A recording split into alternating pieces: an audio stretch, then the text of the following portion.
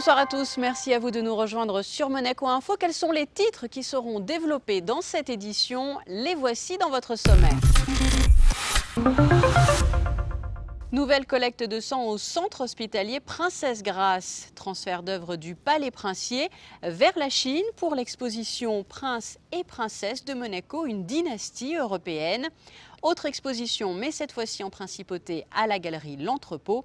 Et notre focus info du jour sera consacré au feu d'artifice Monaco-Arrentiel. Donner son sang est un acte essentiel. Christine Datomel est ainsi partie au centre hospitalier Princesse Grace afin de mieux mesurer l'importance de ce geste et connaître ainsi les différents lieux en principauté pour faire un don. Voyez son reportage, les images sont signées Lionel Bernardi. C'est l'un des plus beaux gestes civiques qui soit et qui ne coûte rien. Donner son sang peut sauver des vies et en cette période estivale, il est vital de se mobiliser. Un nouveau lieu vient d'ouvrir ses portes au CHPG et vous attend tous les mardis, mercredis et jeudis de 10h à 15h. Le don du sang est quelque chose d'éminemment altruiste. Aujourd'hui, il y a des besoins de plus en plus importants de dons de sang, dans la mesure où la prise en charge des patients a énormément évolué. Les pathologies que nous sommes amenés à suivre sont de plus en plus multiples et variées. Et la pyramide des âges étant ce qu'elle est compte tenu des progrès de la médecine, nous sommes bien évidemment amenés de plus en plus souvent à devoir transfuser, ce qui nécessite que les donneurs soient actifs, soient présents. Et je crois vraiment qu'il faut absolument sensibiliser les gens, la population, tous ceux qui sont en âge et en capacité de donner, à bien vouloir faire ce geste. Et si un appel aux dons est lancé, le personnel du CHPG, proche des patients, a décidé quant à lui de donner l'exemple. Pourquoi je donne mon sang? Parce qu'avant tout, c'est une affaire de famille. Dans la famille, tout le monde est donneur régulier. Et puis on a envie de faire un geste quand même aussi pour les malades. On travaille dans un hôpital, donc on est confronté à la maladie au quotidien, même si nous, on ne travaille pas dans les services de soins. Mais voilà, c'est un petit peu notre geste, notre participation. C'est un acte qui devrait être obligatoire. Quand on est salarié du CHPG, on voit trop de patients tous les jours. Ça devrait être inscrit dans le règlement intérieur même. Voilà, je suis maman de 2 petites filles. Ça peut arriver à n'importe qui, et surtout en période estivale comme ça. Voilà, c'est normal. Plus habitué à être derrière la caméra que devant, notre caméraman Serge Prémont a lui aussi choisi de donner son sang. Donner, partager est tout, la chose le plus simple à faire, donner son sang, pas compliqué. Est-ce que ça fait mal? Pas du tout. Qu'est-ce qu'on ressent? Bon, rien du tout, on est allongé et on attend tranquillement que ça passe. Ça va bien. Le camion du don du sang, que vous connaissez tous et qui sillonne les routes de la Principauté, se refait actuellement une beauté. Il est donc essentiel de se rendre au CHPG, au premier étage, du côté de la tour maternité, durant les prochains mois, pour donner son sang. Les malades ont besoin de vous. Le camion et son équipe médicale sera de retour dès le mois d'octobre pour vous accueillir dans un nouvel aménagement. Et quasiment au même moment, Alexandra Pagny était-elle au Palais Princier avec Orazio Gaggino et Clélia Renaud afin de suivre un déménagement un peu particulier. Le déménagement d'œuvres emblématiques justement du Palais Princier qui prendront la direction de la Chine pour une exposition à partir du mois de septembre au cœur de la cité interdite. Exposition qui s'intitule Prince et Princesse de Monaco, une dynastie européenne. Drôle de remue-ménage ce matin dans la salle du trône. Avant l'ouverture au public, une dizaine de pièces doivent quitter les grands appartements. Direction la Chine pour une exposition inédite Prince et Princesse de Monaco, une dynastie européenne. Elle proposera de retracer plus de 700 ans d'histoire de la plus ancienne des dynasties européennes, implantée depuis 1297 sur le Rocher. En tout, ce sont plus de 200 œuvres emblématiques qui seront proposées exceptionnellement au cœur de la cité interdite à Pékin. À la fois, il fallait une certaine qualité, donc un certain nombre de portraits de princes par des grands noms de la peinture française, européenne, du XVIIIe siècle notamment, et puis signifiante parce que ces pièces représentaient pour l'histoire de la dynastie et pour, dans l'exposition que nous avons conçue, raconter le cérémonial princier et l'avènement de la dynastie depuis le XIIIe siècle jusqu'au XXIe siècle. Et ce jour-là, la pièce qui attirait tous les regards était bien entendu le trône des souverains de Monaco. Le choix des œuvres prêtées s'est fait en plusieurs étapes en réalité. D'abord à partir d'un synopsis que j'ai conçu pour raconter l'histoire de la dynastie d'un point de vue de l'adoption du cérémonial monarchique et de présenter les Grimaldi comme un petit peu un laboratoire des grandes monarchies européennes vis-à-vis du public asiatique, parce que c'est déjà une découverte, et même s'ils sont les héritiers d'un grand empire millénaire, évidemment les usages des empereurs ne sont pas les usages des princes. Et puis il y avait une question de disponibilité évidemment de ces pièces.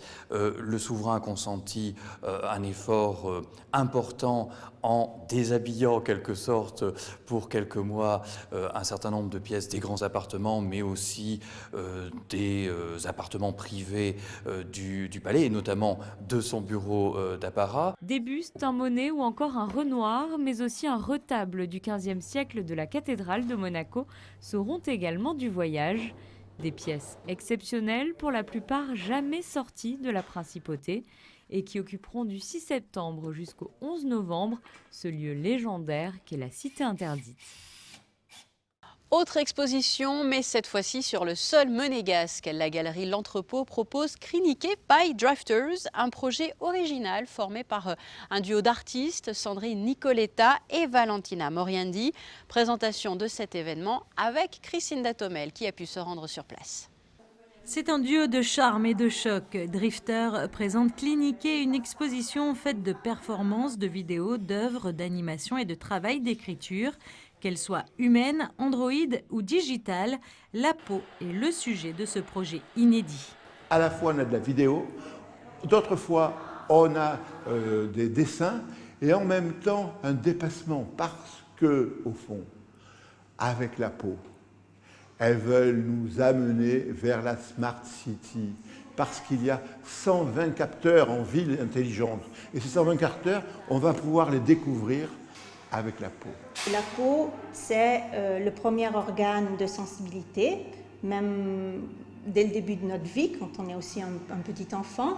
Donc le toucher, c'est ce qui donne notre sensibilité. Et donc on s'interroge aussi sur toute cette sensibilité digitale.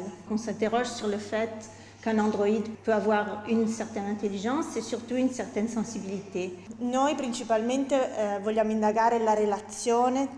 voulons enquêter sur la relation entre l'être humain et les nouvelles technologies. Il n'y a pas de véritable jugement à l'intérieur de cette recherche, mais il y a une véritable volonté d'aller vers et avec Krinike. On essaie d'aller vers quelque chose que l'on ne connaît pas encore. Et pour finir, notre slogan, il vaut mieux être un cyborg qu'une déesse. Une exposition qui explore donc le processus continu d'hybridation entre humains et cyborgs et qui aborde l'image traditionnelle du corps humain et sa relation avec la technologie. Une exposition qui sera visible à la galerie L'Entrepôt jusqu'au 28 septembre. C'est un événement traditionnel en été en Principauté. Le concours international de feux d'artifice pyromélodique attire chaque année petits et grands. Et cette année, petite nouveauté de notre côté. La rédaction de Monaco Info a souhaité vivre cet événement de l'intérieur, côté coulisses. Un événement sous très haute surveillance. Il s'agit de votre Focus Info et il est signé Alexandra Pani.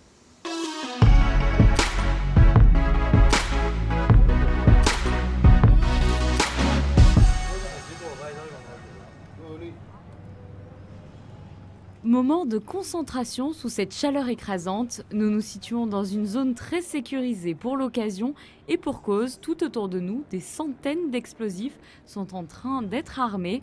Rien d'affolant pour autant, puisqu'il s'agit des préparatifs des artificiers italiens qui ouvriront cette nouvelle édition du concours international des feux d'artifice pyromélodiques, renommé cette année Monaco Arc-en-Ciel.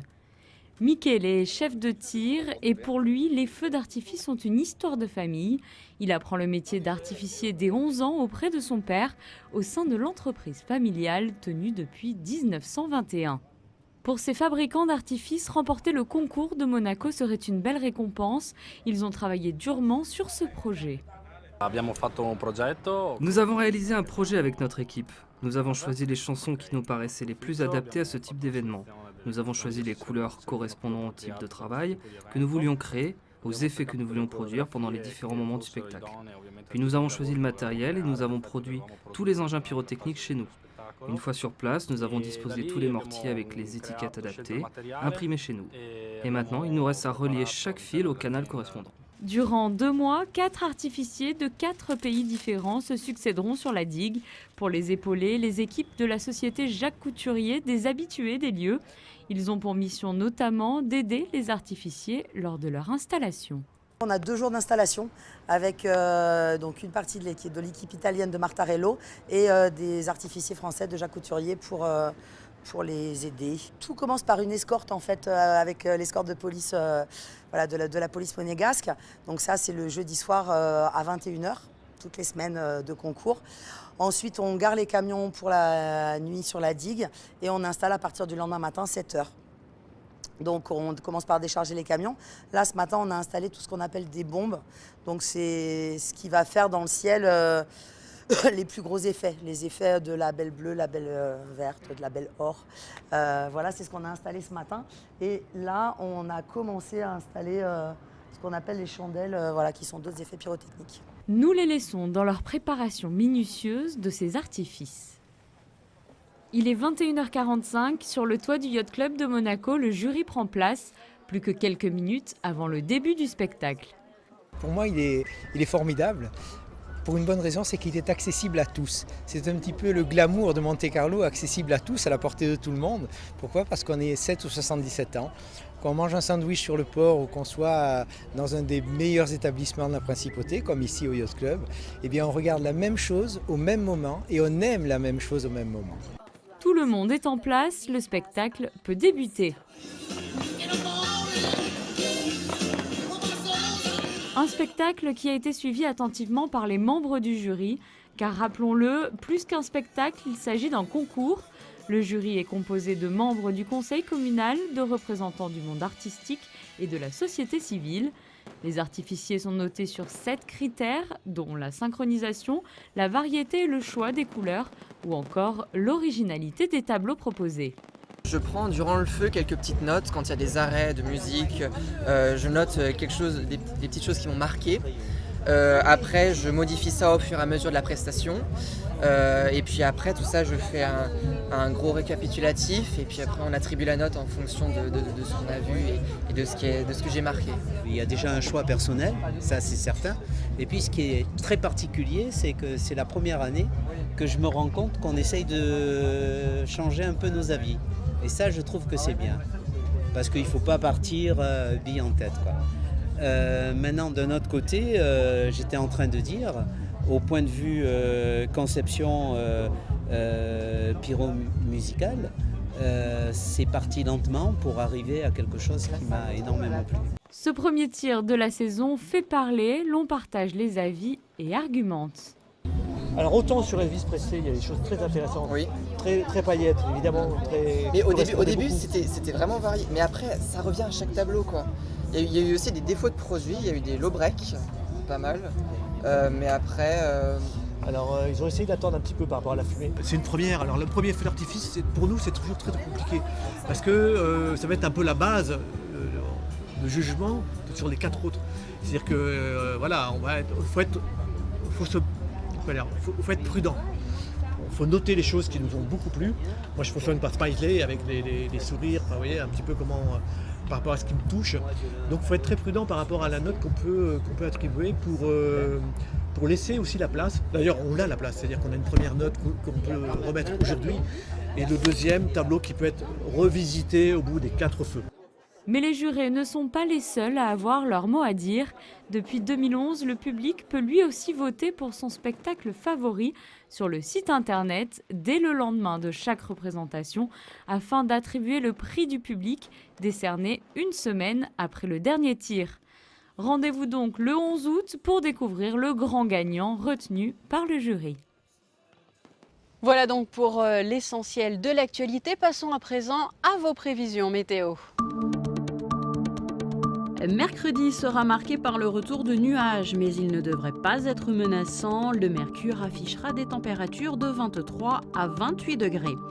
Peu ou pas de changement pour les jours suivants, alternance de soleil et de nuages jeudi et vendredi, avec des températures stationnaires. Veillez toujours à bien vous hydrater. Le week-end devrait être agréable avant l'arrivée de la pluie lundi prochain. Fin de cette édition, merci pour votre fidélité. Je vous laisse à présent avec la suite de votre programme sur Monaco Info et les sorties cinéma signées José Sacré. À très bientôt.